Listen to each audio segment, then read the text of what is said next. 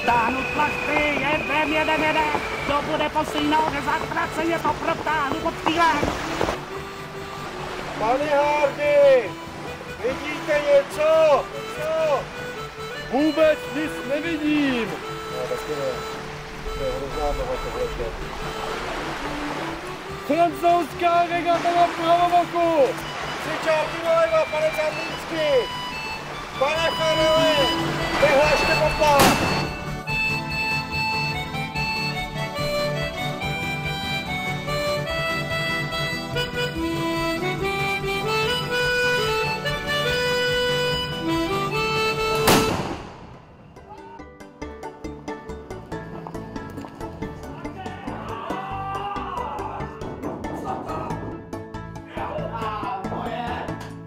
Takové koktavé námořnictvo, to za našich dob nebylo.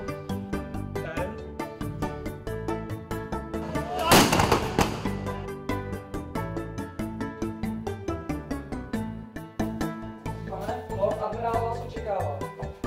Pane admirále, přišel jsem na váš rozkaz.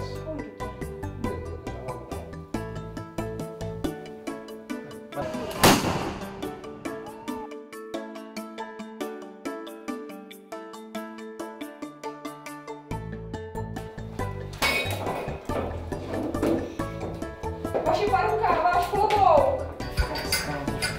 Ještě to jediný, jak se myslíte, pane Miltone. Naše hezká dívka nám způsobí ještě jednou pěkný problémy. No to snad ne, drahá.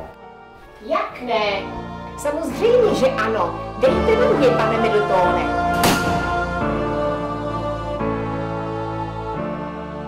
Mám takové tušení, že nás ještě okrade.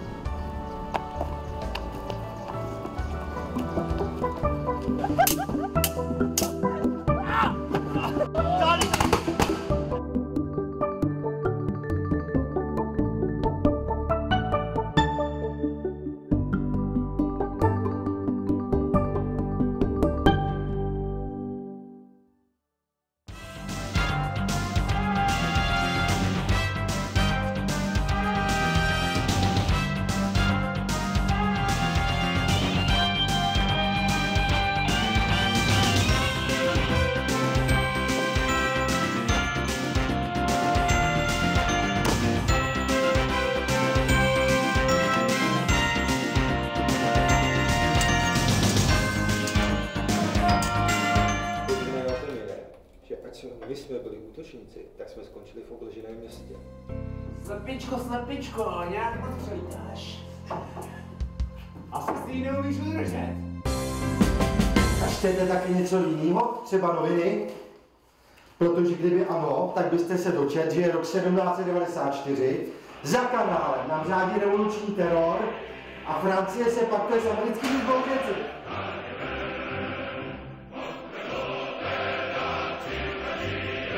Promiňte, že jsem se ptal tak hloupě.